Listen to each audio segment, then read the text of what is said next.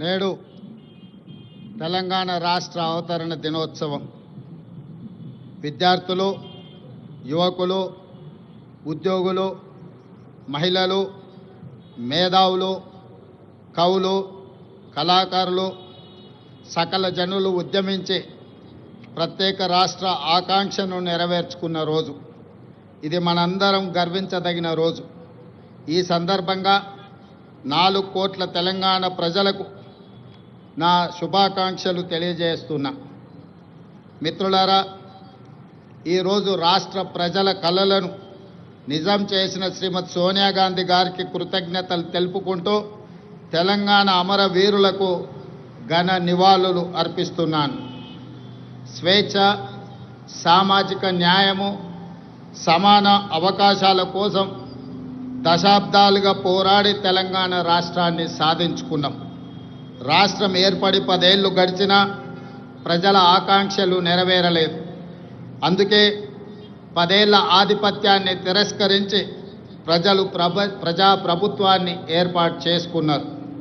December 7, 2023న మేం బాధ్యతలు స్వీకరించిన క్షణం నుంచి ప్రజల ఆకాంక్షలను నెరవేర్చేందుకు నిరంతరం ప్రయత్నం మొదలుపెట్టాం. మేం బాధ్యతలు చేపట్టే నాటికి రాష్ట్ర ఆర్థిక వ్యవస్థ అస్తవ్యస్తమైనది. వ్యవస్థలన్నీ నిర్వీర్యమయ్యాయి. జరిగిన తప్పిదాలను సరిదిద్ది రాష్ట్రాన్ని గాడిన పెట్టాల్సిన బాధ్యత మాపై ఉంది. ఇది నల్లేరుపై నడక కాదని మాకు తెలుసు. అయినా ప్రజా ఆకాంక్షలను నెరవేర్చే ప్రజాప్రభుత్వ ఎజెండాగా తెలంగాణ పునర్నిర్మాణ దశగా ప్రయత్నిస్తూ ముందుకు వెళ్తున్నాం. మిత్రులారా, కట్టు బానిసత్వాన్ని, వ్యక్తి చాకిరిని తెలంగాణ సమాజం ఏమాత్రము సహించదు. అందుకే ప్రజాప్రభుత్వంలో ప్రజల ఆలోచనలే మా ఆచరణగా ముందుకు వెళ్తున్నాం. గత 10 ఏళ్ల నిర్వీర్యమైన వ్యవస్థలను ఒక్కొక్కటిగా చక్కదిద్దుతున్నాం. నిర్లక్ష్యానికి గురైన యూనివర్సిటీలకు వీసీలను నియమించాం. తెలంగాణ పబ్లిక్ సర్వీస్ కమిషన్ని ప్రక్షాళన చేసి పోటీ పరీక్షలను నిర్వహిస్తున్నాం. విద్యా కమిషన్, వ్యవసాయ కమిషన్ని ఏర్పాటు చేసుకున్నాం. సమాచార హక్కు కమిషనర్లను, లోకాయుక్త, హెచ్ఆర్సీ కమిషన్లను ఏర్పాటు చేసుకొని వ్యవస్థలను స్వతంత్రంగా పనిచేసేలా చర్యలు తీసుకున్నాం. తెలంగాణ సమాజానికి పునాదులు మహిళలే.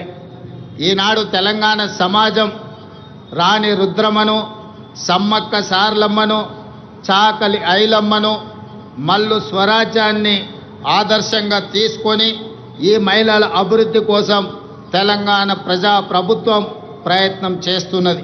అందుకే 1 కోటి మంది ఆడబిడ్డలను కోటీశ్వరులుగా చేయాలనే ఉక్కు సంకల్పంతో ప్రజాప్రభుత్వం ముందుకు వెళ్తున్నది. మహిళల ఆర్థిక స్వావలంబనకు ఇందిరా మహిళా శక్తి పాలసీని ఆవిష్కరించుకున్నాం. మహిళలను పారిశ్రామికవేత్తలుగా తీర్చిదిద్దే లక్ష్యంతో తొలి ఏడాదిలోనే 21,000 కోట్ల సున్నా వడ్డీ రుణాలను మహిళలకు పంపిణీ చేశాం. పాఠశాలల్లో మౌలిక వసతులను కల్పించేందుకు పనులను అమ్మ ఆదర్శ కమిటీలకు అప్పచెప్పాం. దేశంలో అదానీ అంబానీలతో పోటీ పడేలా మహిళా స్వయం సహాయక సంఘాలతో సోలార్ విద్యుత్ ఉత్పత్తి ప్లాంట్లను ఏర్పాటు చేయించాం. పెట్రోల్ బంకులు, పాఠశాల నిర్వహణ, యూనిఫామ్ల కుట్టు పనితో పాటు మహిళా శక్తి క్యాంటీన్లను నిర్వహించేలా మహిళలను ప్రోత్సహిస్తున్నాం. తాము తయారు చేసిన ఉత్పత్తులను విక్రయించేందుకు అంతర్జాతీయ మార్కెట్లో మహిళా సంఘాలు పోటీ పడేలా హైటెక్ సిటీ పక్కన శిల్పారామంలో 100 ఇందిరా మహిళా శక్తి స్టాళ్లను ఏర్పాటు చేసి వాళ్ళు ఉత్పత్తి చేసిన వస్తువులను ప్రపంచ దేశాలకు పరిచయం చేసే విధంగా ఈనాడు వేదికను పరిచయం చేశాం. ఇందిరా మహిళా శక్తి సంఘాలకు ఆర్టీసీ బస్సుల్లో మహిళలకు ఉచిత బస్సు ప్రయాణం సౌకర్యం కల్పించడమే కాదు, ఆ బస్సులకు వారిని యజమానులను చేశాం. ఈనాడు ఆర్టీసీ ప్రైవేటులో ఏదైతే వ్యాపార సంస్థల నుంచి ఒప్పందాలు చేసుకొని బస్సుల నిర్వహణను ఏర్పాటు చేస్తున్నారో ఆ బస్సులను మహిళా సంఘాలతో కొనుగోలు చేయించి ఇప్పటికే 150 బస్సులను ఇవ్వడం జరిగింది. తొందరలోనే 450 బస్సులను మహిళలకు అందించడం ద్వారా ఆర్టీసీలో మహిళలు ఉచితంగా బస్సు ప్రయాణం చేయడమే కాదు, ఆర్టీసీ సంస్థకు 600 బస్సులను ఈరోజు ఎంగేజ్ చేసి వాళ్ళు ఆర్థికంగా ఎదగడానికి రాష్ట్ర ప్రభుత్వం మహిళా సంఘాలకు చేయూతనందిస్తూ ముందుకు వెళ్ళడం జరుగుతుంది. అదేవిధంగా మహాలక్ష్మి పథకం ద్వారా 500 రూపాయలకే గ్యాస్ సిలిండర్ ఇవ్వడమే కాదు, 200 యూనిట్లు ఉచిత విద్యుత్తు ఈనాడు ఆడబిడ్డలకే మనం ఇవ్వడం జరుగుతుంది. అదేవిధంగా ఈరోజు తెలంగాణ రాష్ట్రంలో ఇందిరమ్మ ఇండ్లు కేటాయిస్తున్నాం. ఈ ఇందిరమ్మ ఇండ్లు కూడా ఇంటి ఆడబిడ్డ అయిన మహాలక్ష్మి ఆడబిడ్డలకే ఈరోజు ఇందిరమ్మ ఇండ్లు కేటాయించడం జరుగుతుంది. అదేవిధంగా రాష్ట్రంలో స్వయం సహాయక సంఘాల మహిళా సభ్యులకు క్యూఆర్ కోడ్తో కూడిన ప్రత్యేక కార్డులు అందజేయాలని నిర్ణయించాం. వారికి ప్రతి సంవత్సరం ఉచిత వైద్య పరీక్షలు నిర్వహించి హెల్త్ ప్రొఫైల్ వివరాలతో పాటు పూర్తి వివరాలను ఆ కార్డులో పొందుపరుస్తాం. రాష్ట్రంలో మహిళా లక్ష్మిగా మారి సగర్వంగా నిలబడాలనేది మా ప్రజా ప్రభుత్వం యొక్క లక్ష్యం. ఇదే కాదు, ఈనాడు మహిళా సంఘాల సభ్యులు 67 లక్షల మంది మన రాష్ట్రంలో ఉన్నారు. వాళ్ళందరికీ కూడా ప్రతి సంవత్సరం 2 జతల చీరలను ఆడబిడ్డ కానుకగా ఈరోజు తెలంగాణ రాష్ట్ర ప్రభుత్వం ఇవ్వడం ద్వారా వాళ్ళ ఆత్మగౌరవాన్ని నిలబెట్టి ఈ మహిళలతో మాకు కుటుంబ అనుబంధం ఉంది అని చెప్పి ఈనాడు తెలంగాణ ప్రజాప్రభుత్వము ఒక ఔదార్యాన్ని ప్రదర్శించి ఆడబిడ్డలను ఆదుకునే ప్రయత్నం చేస్తున్నాం. అదేవిధంగా మిత్రులారా, రాష్ట్రానికి రైతే వెన్నెముక, అందుకే రైతు సంక్షేమమే ధ్యేయంగా ప్రజాప్రభుత్వం పనిచేస్తుంది. ఇచ్చిన మాట ప్రకారం ఏకకాలంలో 2 లక్షల రైతు రుణమాఫీ చేసి రైతులను రుణ విముక్తులను చేశాం. కేవలం మొదటి సంవత్సరం లోపలనే 25,35,964 మంది రైతు కుటుంబాలకు 20,617 కోట్ల రూపాయల రైతు రుణమాఫీ చేసి రుణ విముక్తులను చేయడం ద్వారా రైతులు ఆత్మగౌరవంతో బ్రతికే విధంగా ఈనాడు ప్రజాప్రభుత్వం చర్యలు చేపట్టింది.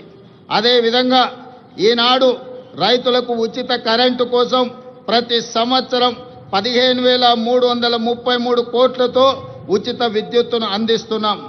రైతు భరోసా పథకం కింద రైతులకు పెట్టుబడి సాయాన్ని ఎకరాకు 12,000 ప్రతి సంవత్సరానికి పెంచడం జరిగింది.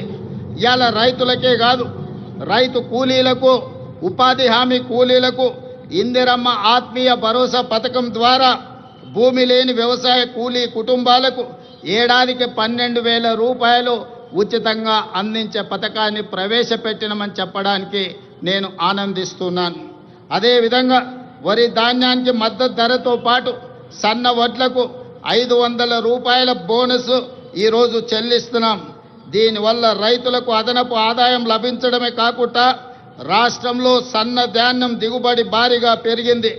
దీంతో 2,75,00,000 మెట్రిక్ టన్నుల వరి ఉత్పత్తి తెలంగాణ రాష్ట్రం సాధించి దేశంలోనే ప్రథమ స్థానంలో ఈరోజు తెలంగాణ రాష్ట్రము నిలబడ్డది.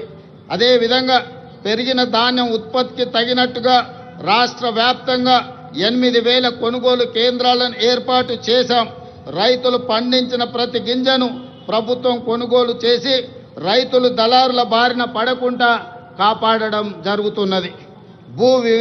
భూ వివాదాలు లేని తెలంగాణ లక్ష్యంగా భూభారతి 2025 చట్టాన్ని తీసుకువచ్చాం. గతంలో ఉన్న ధరణి చట్టం కొద్ది మందికి చుట్టమైతే ఈనాడు భూభారతి చట్టం పేద ప్రజలందరికీ రక్షణ కల్పించే చట్టంగా మార్చి ప్రతి పేదవాడి సమస్యను పరిష్కరించి ఈరోజు అసైన్మెంట్ భూములతో పాటు అడవుల్లో ఉన్న ఆదివాసీలకి అందించిన అటవీ హక్కుల చట్టాలను అమలు చేసి వాళ్ళ భూములకు రక్షణ కల్పించే విధానాన్ని ఈనాడు భూభారతి చట్టంలో మనం తీసుకురావడం జరిగింది. మిత్రులారా, యువత మన భవిష్యత్తు. అందుకే ప్రజాప్రభుత్వం అధికారంలోకి వచ్చిన వెంటనే 16 నెలల్లో దాదాపుగా 60,000 ప్రభుత్వ ఉద్యోగ నియామకాలు చేపట్టడం ద్వారా తెలంగాణ ఉద్యమంలో, తెలంగాణ రాష్ట్ర సాధనలో ముందు భాగాన నిలబడ్డ నిరుద్యోగ యువకులకు ఒక నమ్మకాన్ని, విశ్వాసాన్ని, భరోసాని ఈ ప్రజాప్రభుత్వం అందించడం జరిగింది.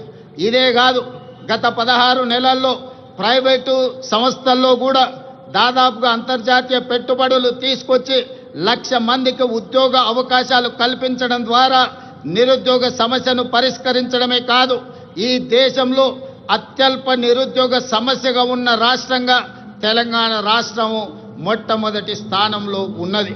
అదేవిధంగా మిత్రులారా, ఈనాడు ఉద్యోగ నియామకాలలో వైద్య రంగంలో కావచ్చు, పోలీసు రంగంలో కావచ్చు, నీటిపారుదల, సింగరేణి కాలరీస్ ఇలా చెప్పుకుంటూ వెళ్తే ప్రభుత్వంలో ఉన్న ప్రతి ఖాళీలను ఈనాడు భర్తీ చేయడం ద్వారా నిరుద్యోగుల విశ్వాసాన్ని ఈ రాష్ట్ర ప్రభుత్వం చురగొన్నదని చెప్పడానికి నేను చాలా సంతోషిస్తున్నాను. అదేవిధంగా సివిల్స్ పరీక్షలు, ఈనాడు ఈ దేశంలో ఏ రాష్ట్రం అభివృద్ధి చెందాలన్నా సివిల్ సర్వీసెస్కు సంబంధించిన అధికారుల యొక్క ప్రణాళికలు దేశ అభివృద్ధిలో కీలక భాగం పోషిస్తున్నాయి. తెలంగాణ రాష్ట్రం నుంచి సివిల్ సర్వీసుల్లో ఆశించిన మేరకు మన విద్యార్థులకు అవకాశాలు రాకపోవడం వల్ల తెలంగాణ రాష్ట్ర ప్రభుత్వం సివిల్ సర్వీసెస్కు ప్రిపేర్ అవుతున్న వాళ్లకు హైదరాబాదు నగరంలోనే కాదు, ఢిల్లీలో కూడా శిక్షణ పొందడానికి రాజీవ్ యువ వికాసాన్ని అందించడం ద్వారా సివిల్ సర్వీసెస్ ప్రిలిమ్స్కి ఎన్నికైన వాళ్లకు ₹1,00,000, మెయిన్ పరీక్షలకు ఎన్నికైన వాళ్లకు ₹1,00,000 ఆర్థిక సహాయాన్ని అందించడం ద్వారా ఈనాడు దేశంలోనే మన విద్యార్థులు అత్యధికంగా సివిల్ సర్వీసెస్కి ఈరోజు ఎన్నిక కాబడ్డారని చెప్పడానికి నేను సంతోషిస్తున్నాను. అదేవిధంగా యంగ్ ఇండియా స్కిల్స్ యూనివర్సిటీ ఈనాడు విద్యా సంస్థల నుంచి, ముఖ్యంగా ఇంజనీరింగ్ కాలేజీల నుంచి ప్రతి సంవత్సరం 1,10,000 మంది విద్యార్థులు పాస్ అయ్యి సర్టిఫికెట్ తెచ్చుకుంటున్నా ఈరోజు మార్కెట్లో అవసరమైన స్కిల్స్ వాళ్ళకు లేకపోవడం వల్ల ఉద్యోగ ఉపాధి అవకాశాలు కోల్పోతున్నారు. అందుకే తెలంగాణ రాష్ట్ర ప్రభుత్వం ఆలోచన చేసి యంగ్ ఇండియా స్కిల్స్ యూనివర్సిటీని ప్రారంభించడం ద్వారా ఈ విద్యార్థులకు అందులో శిక్షణను అందించి ఉద్యోగ ఉపాధి అవకాశాలు కల్పించడానికి ఈనాడు యంగ్ ఇండియా స్కిల్స్ యూనివర్సిటీని మనం ప్రారంభించుకోవడం జరిగిందని చెప్పడానికి నేను గర్విస్తున్నాను. అదేవిధంగా మొన్న జరిగిన ఒలింపిక్స్లో భారతదేశానికి ఒక్క బంగారు పథకం కూడా రాలేదు. 140 కోట్ల జనాభా ఉన్న, ప్రపంచంలోనే అత్యధిక జనాభా ఉన్న దేశంగా గుర్తింపు పొందిన భారతదేశం ఒలింపిక్స్లో బంగారు పథకాన్ని సాధించకపోవడం మనకు నిజంగా ఆలోచన చేయవలసిన సందర్భం. అందుకే ఈనాడు యువకుల్లో క్రీడాకారులను వెలికి తీయాలి, మట్టిలో మాణిక్యాలను ఈ దేశానికి పరిచయం చేయాలన్న ఆలోచనతోని యంగ్ ఇండియా స్పోర్ట్స్ యూనివర్సిటీని, అదేవిధంగా స్పోర్ట్స్ అకాడమీని ప్రారంభించుకొని రాబోయే 2028 సంవత్సరంలో జరగబోయే ఒలింపిక్స్లో బంగారు పథకాన్ని దేశానికి తెలంగాణ రాష్ట్రం తరఫునే సాధించాలన్న లక్ష్యంతో ఈనాడు యంగ్ ఇండియా స్పోర్ట్స్ యూనివర్సిటీని, అదేవిధంగా అకాడమీని మనం ప్రారంభించుకున్నామని తెలియజేయడానికి నేను సంతోషిస్తున్నాను. అదేవిధంగా యంగ్ ఇండియా ఈరోజు ఇంటిగ్రేటెడ్ రెసిడెన్షియల్ స్కూల్స్, గతంలో ప్రభుత్వాలు SC, ST, BC, minority, EWS కోటాలో ఉండే విద్యార్థులకు వివిధ ప్రాంతాలలో రెసిడెన్షియల్ స్కూళ్ళు నడిపేవాళ్ళు. దాంతో వాళ్ళలో ఒక ఆత్మ న్యూనతా భావము ఏర్పడడానికి అవకాశం ఉంది. అందుకే ఈనాడు తెలంగాణ రాష్ట్ర ప్రభుత్వం ఆలోచన చేసి SC, ST, BC, minority, EWS విద్యార్థులు అందరినీ కూడా ఒకే దగ్గర కలిసిమెలిసి ఒక కుటుంబంలా చదువుకునే విధంగా ఈనాడు యంగ్ ఇండియా ఇంటిగ్రేటెడ్ రెసిడెన్షియల్ స్కూల్స్ని మనం ప్రారంభించుకున్నాం. ప్రతి నియోజకవర్గానికి ఒక యంగ్ ఇండియా ఇంటిగ్రేటెడ్ రెసిడెన్షియల్ స్కూల్ని 25 ఎకరాలలో దాదాపుగా 200 కోట్ల రూపాయలతో నిర్మించాలని 20,000 కోట్ల రూపాయలను ఈనాడు విద్య మీద, వాటికి అవసరమైన మౌలిక వసతులను ఏర్పాటు చేయడానికి ఖర్చు పెట్టాలని ఈ ప్రభుత్వం ముందుకొచ్చి ఈరోజు ఈ కార్యక్రమాలను చేపట్టింది. ఈనాడు విద్య మీద పెట్టే పెట్టుబడిని మేము ఖర్చుగా భావించడం లేదు, భవిష్యత్ తరాల పెట్టుబడి, ఈ దేశ నిర్మాణం, తరగతి గదుల్లోనే ఉన్నది. అందుకే విద్య మీద ఖర్చుగా భావించడం లేదు. మేము ఇది ఒక భవిష్యత్ పెట్టుబడిగా భావిస్తున్నాం. అందుకే ఈనాడు దేశం గర్వించే విధంగా యంగ్ ఇండియా ఇంటిగ్రేటెడ్ రెసిడెన్షియల్ స్కూళ్ళని ఈరోజు మనం ప్రారంభించుకున్నాం. దేశానికే ఆదర్శం. దీనికి ప్రధాన కారణం ఆనాడు పివి నరసింహారావు గారు సర్వేల్ రెసిడెన్షియల్ స్కూల్ మన నల్గొండ జిల్లాలో ప్రారంభిస్తే ఈనాడు దేశానికి ఎంతో మంది ఐఏఎస్ ఐపీఎస్లను అందించారు. మన తెలంగాణ రాష్ట్ర చీఫ్ సెక్రటరీ గారు ఆనాటి పివి నరసింహారావు గారు ప్రారంభించిన సర్వేల్ రెసిడెన్షియల్ స్కూల్ నుంచే అక్కడి విద్యార్థి. ఈనాడు Telangana public service commission chairperson కూడా ఆ సర్వేల్ స్కూల్ నుంచి వచ్చిన ఒక ఐఏఎస్ ఆఫీసర్. అందుకే ఈనాడు మన దేశ భవిష్యత్తు తరగతి గదుల్లో ఉందని ఏదైతే భావిస్తున్నామో అందుకే ఈరోజు అద్భుతమైన మౌలిక వసతులతోని ఇంటిగ్రేటెడ్ రెసిడెన్షియల్ స్కూల్స్ని ఈరోజు ప్రారంభించుకోవడం ద్వారా ఈ దేశానికి అవసరమైన డాక్టర్లను, లాయర్లను, ఇంజనీర్లను, ఐఏఎస్లను, ఐపీఎస్లను, ఇతర ఉన్నతాధికారులను ఈరోజు మనం ఈ దేశానికి అందించడానికి ఒక బృహత్తర కార్యక్రమాన్ని తీసుకున్నాం. ఇది ఖచ్చితంగా భవిష్యత్తులో మంచి సత్ఫలితాలను ఇస్తుంది అని చెప్పి ఈరోజు నేను భావిస్తున్నాను. అదేవిధంగా ప్రజాప్రభుత్వం అధికారంలోకి రాగానే విద్యా వైద్య రంగాలను ప్రక్షాళనకు విప్లవాత్మక చర్యలు తీసుకున్నాం. అదేవిధంగా మిత్రులారా, ఈరోజు రెసిడెన్షియల్ స్కూళ్లలో చదువుకుంటున్న విద్యార్థులకు దాదాపుగా 10 సంవత్సరాల నుంచి డైట్ ఛార్జెస్ పెంచలేదు. 16 సంవత్సరాలు కాస్మెటిక్ ఛార్జెస్ పెంచలేదు. అందుకే ప్రజాప్రభుత్వం రెసిడెన్షియల్ స్కూల్లో చదువుకుంటున్న పిల్లలకు 40% డైట్ ఛార్జెస్ పెంచడమే కాదు 200% కాస్మెటిక్ ఛార్జెస్ పెంచడం ద్వారా గ్రామీణ ప్రాంతాల నుంచి వచ్చిన తండాలలో, గూడాలలో, మారుమూల పల్లెల్లో పేద కుటుంబాల నుంచి విద్యార్థులు రెసిడెన్షియల్ స్కూల్లో చదువుకుంటున్న వాళ్లకు తల్లిదండ్రుల మీద ఆధారపడకుండా ఈనాడు 200% కాస్మెటిక్ ఛార్జెస్ పెంచడం ద్వారా ప్రతి నెల వాళ్ళకు విధిగా అందించే విధంగా ఈనాడు ప్రభుత్వం చర్యలు చేపట్టి ఆ విద్యార్థులు ఆత్మగౌరవంతో చదువుకునే విధంగా ఈరోజు ప్రభుత్వం చర్యలు చేపట్టిందని చెప్పడానికి నేను ఆనందిస్తున్నాను మిత్రులారా. అదేవిధంగా రాష్ట్రంలోని ఆసుపత్రుల్లో మౌలిక సదుపాయాల అభివృద్ధి చర్యలు తీసుకుంటున్నాం. 100 ఏళ్లకు చరిత్ర కలిగిన ఉస్మానియా ఆసుపత్రికి పూర్వ వైభవం వచ్చే ప్రయత్నం చేస్తున్నాం. అందుకే 30 ఎకరాలలో గోష మహల్లో 2700 కోట్ల రూపాయలతోని నూతన ఉస్మానియా ఆసుపత్రి భవనాన్ని నిర్మించడమే కాకుండా ఈనాడు సనత్ నగర్లో, అల్వార్లో, ఎల్బీ నగర్లో, అదేవిధంగా వరంగల్లో ఉన్న పనులు ప్రారంభమై ఆగిపోయిన పెద్ద ప్రభుత్వ ఆసుపత్రులను పూర్తి చేయడానికి ఈరోజు ప్రభుత్వం చర్యలకు ఉపక్రమించింది. ఇదే కాదు, పేదవాళ్లకు ఉచిత వైద్యాన్ని అందించడానికి రాజీవ్ ఆరోగ్యశ్రీ ద్వారా 10 లక్షల రూపాయల ఉచిత వైద్యాన్ని అందించడం ద్వారా పేదల ఆరోగ్యమే మా ప్రభుత్వం యొక్క బాధ్యత అని చెప్పి ఈరోజు ఆ ప్రయత్నాలతో ముందుకు వెళ్తున్నాం మిత్రులారా. అదేవిధంగా మిత్రులారా, రిజర్వేషన్లకు సంబంధించి బలహీన వర్గాల వారికి అండగా నిలవాలన్నదే మా ప్రజా ప్రభుత్వం యొక్క ఆలోచన. అందుకే ఈరోజు 1931లో దాదాపుగా 100 సంవత్సరాల క్రితం కులగణన జరిగింది దేశంలో జనగణనతో పాటు.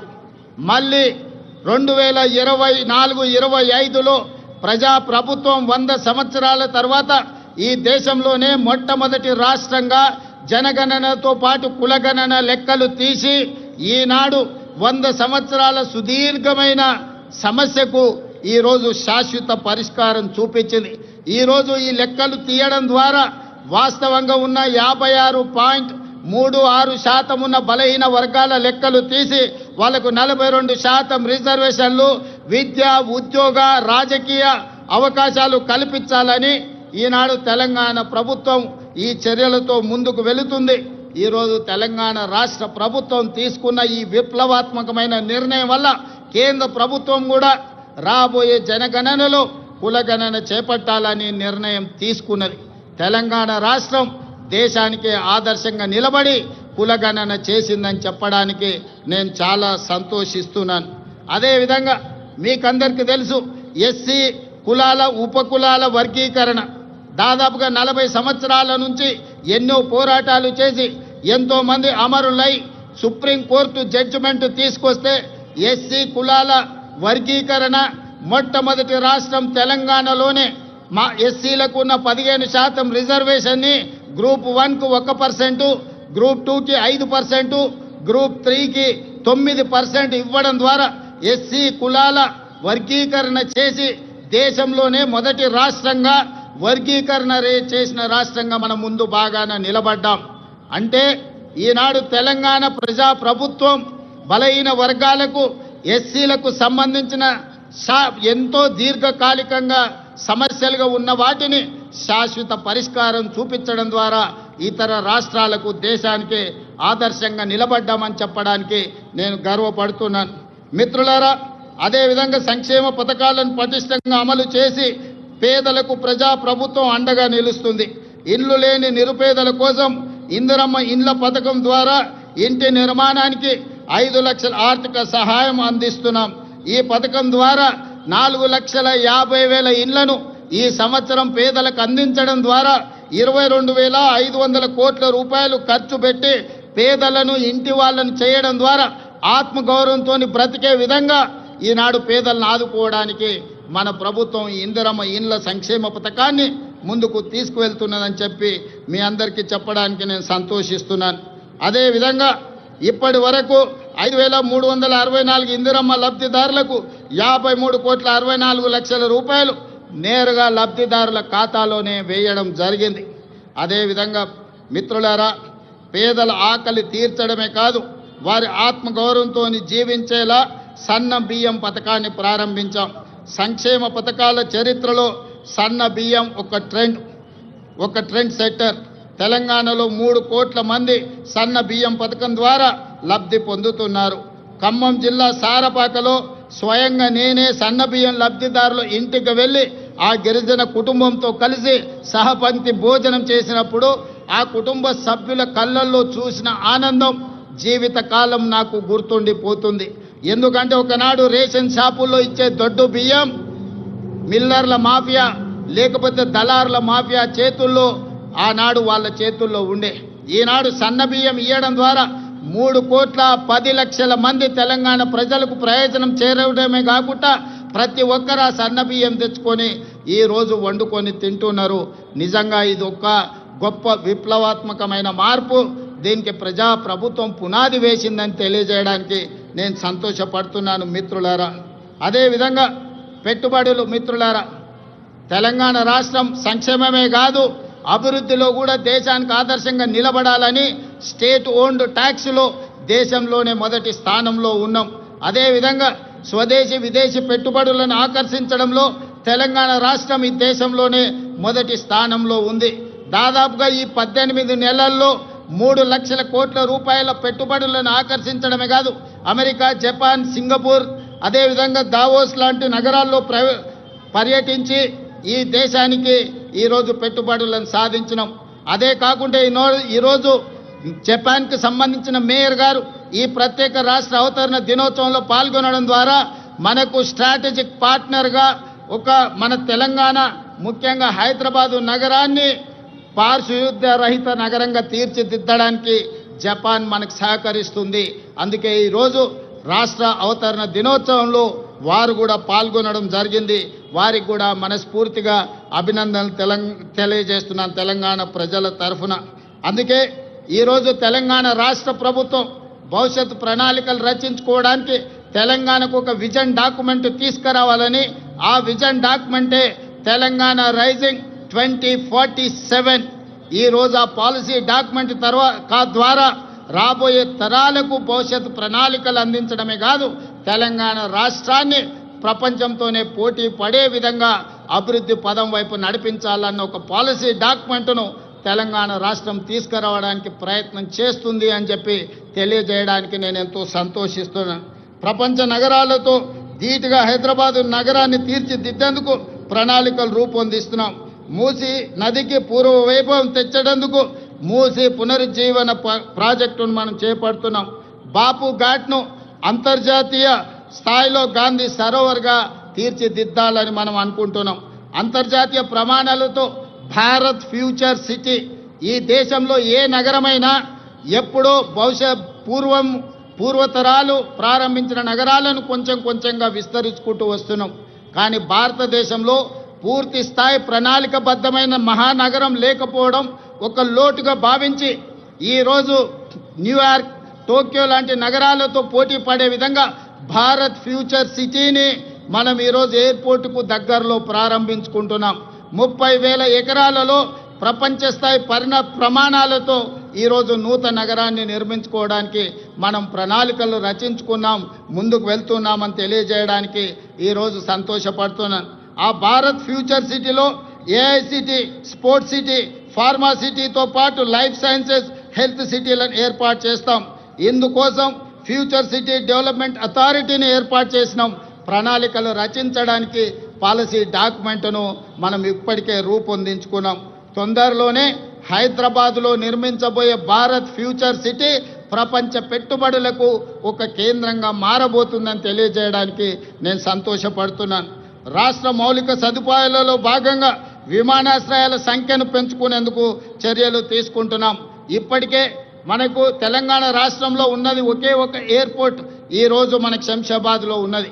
అందుకే రాష్ట్ర ప్రభుత్వం కేంద్ర ప్రభుత్వంతో చర్చించి సంప్రదించి వరంగల్లో నూతన ఎయిర్పోర్ట్కు, అదేవిధంగా ఆదిలాబాద్లో ఇంకొక ఎయిర్పోర్ట్కు అనుమతులు తెచ్చుకున్నాం.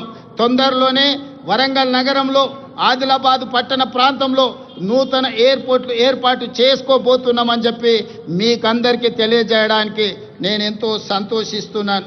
అదేవిధంగా ఈరోజు regional ring road, outer ring road మన హైదరాబాద్ నగరంలో తీసుకొచ్చిన మార్పులు మీకు అందరికీ తెలుసు. ఈరోజు ఐటీ కానీ, ఫార్మా కానీ హైదరాబాద్ నగర అభివృద్ధికి ఔటర్ రింగ్ రోడ్ మనకి ఎంత సహాయం అందించిందో మీకు తెలుసు. 160 కిలోమీటర్ల ఔటర్ రింగ్ రోడ్ ఇంత అభివృద్ధి చేస్తే ఈనాడు రీజనల్ రింగ్ రోడ్డును ప్లాన్ చేస్తున్నాం. RRRని 360 కిలోమీటర్ల పొడవున హైదరాబాద్ తెలంగాణ నగరాన్ని చుట్టుముట్టే విధంగా ఈరోజు రీజనల్ రింగ్ రోడ్డును మనము నిర్మించుకోబోతున్నామని తెలియజేయడానికి నేను సంతోషపడుతున్నాను. రీజనల్ రింగ్ రోడే కాదు, ఔటర్ రింగ్ రోడ్డు నుంచి రీజనల్ రింగ్ రోడ్ వరకు రేడియల్ రోడ్లను వేసుకోవడం ద్వారా మన నగరాన్ని మహానగరంగా ప్రపంచ దేశాలతో పోటీ పడే విధంగా తీర్చిదిద్దాలని ఈనాడు తెలంగాణ ప్రభుత్వం ఉక్కు సంకల్పంతో ముందుకు వెళ్తున్నది. దీనికి మీరు అందించిన సహకారానికి నేను మనస్ఫూర్తిగా కృతజ్ఞతలు తెలియజేస్తున్నాను. అదేవిధంగా హైదరాబాద్ నగరంలో ఈ పక్క నుంచి వెళ్తున్న మెట్రో మీరు అందరూ చూస్తున్నారు. ఆనాడు కీర్తిశేషులు జైపాల్ రెడ్డి గారు పట్టణాభివృద్ధి శాఖ మంత్రిగా ఉన్నప్పుడు డాక్టర్ వైఎస్ రాజశేఖర రెడ్డి గారు ముఖ్యమంత్రిగా ఈ మెట్రోను మన హైదరాబాద్ నగరానికి పరిచయం చేశారు. ఆనాడు దేశంలోనే 2వ స్థానంలో ఉండే ఈ 12-13 ఏళ్ళు మెట్రో విస్తరించకపోవడం వల్ల 9వ స్థానానికి హైదరాబాదు నగరం పడిపోయింది. అందుకే ముఖ్యమంత్రిగా బాధ్యతలు చేపట్టిన వెంబడే విస్తరిస్తున్న నగరానికి మెట్రోని విస్తరించాలి, పేదలకు అందుబాటులోకి తీసుకురావాలని ఈరోజు మెట్రోని పూర్తి స్థాయిలో విస్తరించడం ద్వారా ప్రతి ఒక్కరికి మెట్రోని అందుబాటులోకి తీసుకురావాలనే ప్రయత్నం చేస్తున్నాం. తొందరలోనే మెట్రో విస్తరణ పనులను కూడా ప్రారంభించుకోబోతున్నామని మీకు అందరికీ చాలా సంతోషంతో తెలియజేస్తున్నాను మిత్రులారా. అదేవిధంగా శాంతి భద్రతలు ఎక్కడైనా ప్రపంచంలో పెట్టుబడులు రావాలంటే దేశంలో శాంతి భద్రతలు ఉండాలి.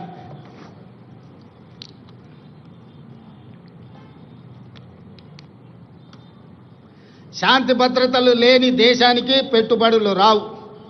అందుకే ఈరోజు హైదరాబాద్ నగరాన్ని, తెలంగాణను దేశంలోనే నెంబర్ 1గా తీర్చిదిద్దిన పోలీసింగ్ వ్యవస్థ ఈరోజు మనకు ఉన్నది.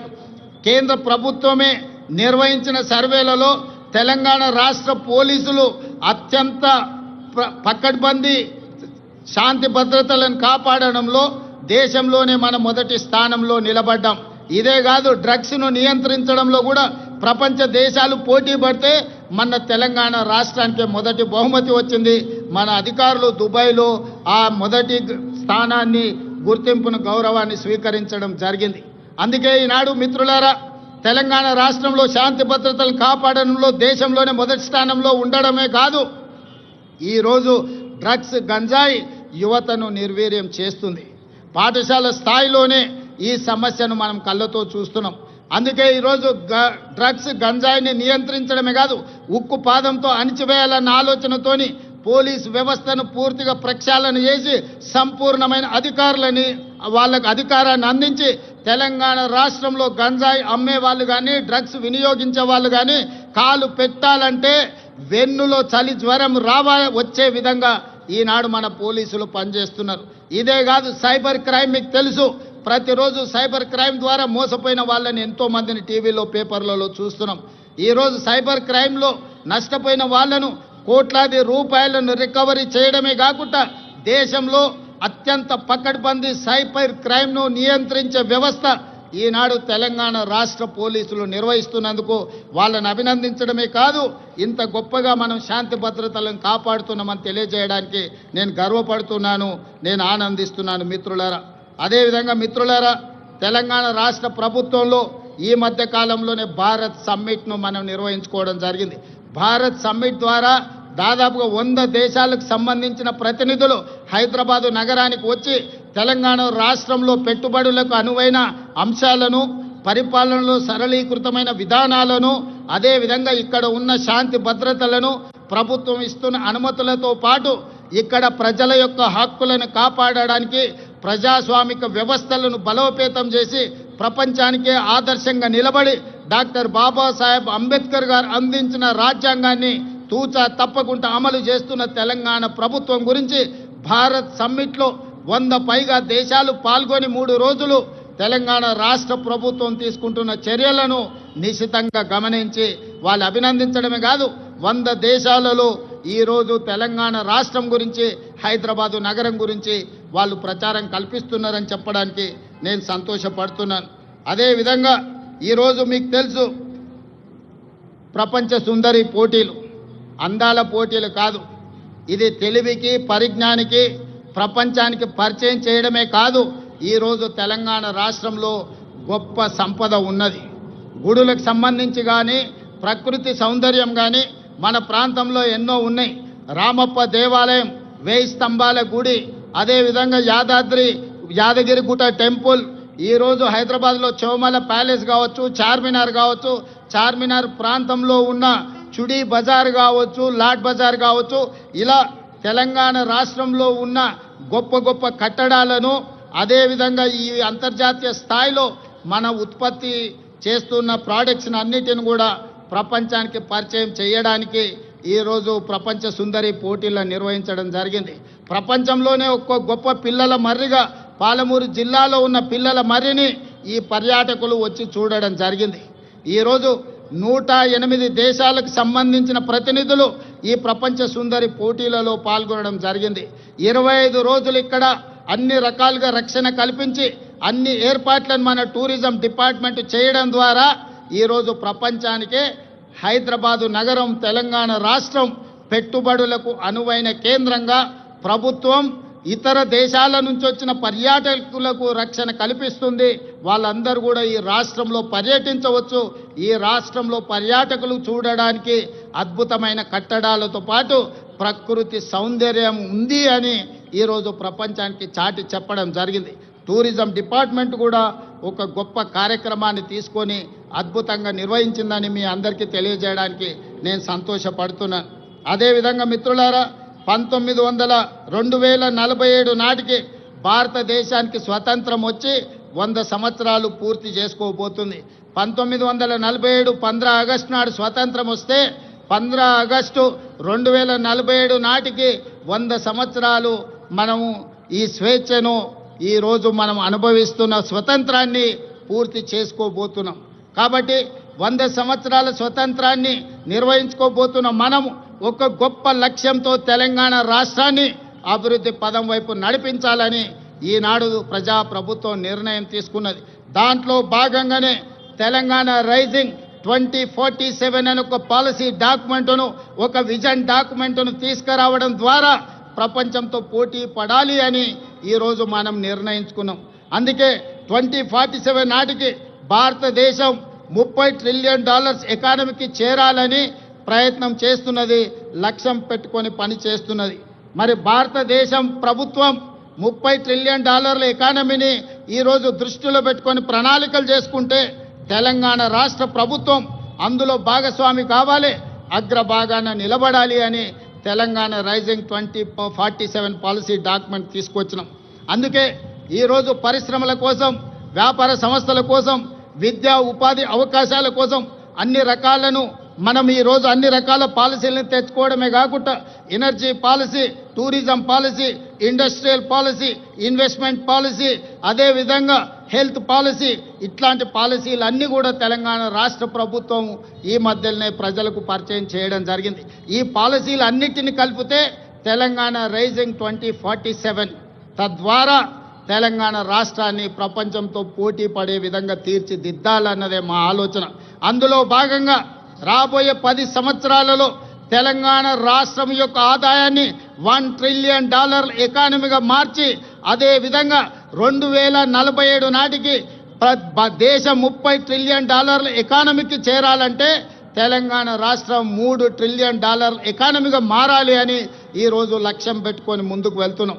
ఈరోజు దేశ జనాభాలో 2.5% ఉన్నాం, కానీ జీడిపిలో 5% మనం అందిస్తున్నాం. రేపు భవిష్యత్తులో 2047 నాటికి 10% జీడిపిని అందించే విధంగా తెలంగాణ రాష్ట్రాన్ని తీర్చిదిద్దాలంటే industrial policy, infrastructure policy, investment policies అన్నిటిని కూడా తీసుకొచ్చి ఈ దేశంలోనే అగ్రగామిగా రాష్ట్రాన్ని తీర్చిదిద్దాలని మేము ప్రయత్నం చేస్తున్నాం. అందుకే మిత్రులారా, ముఖ్యంగా యువ మిత్రులారా, డాక్టర్లు, లాయర్లు, ఇంజనీర్లు, ఈ సమాజంలో ఉన్న IAS, IPSలకు అందరికీ, వ్యాపార వర్గాలకు నా సూచన ఒక్కటే.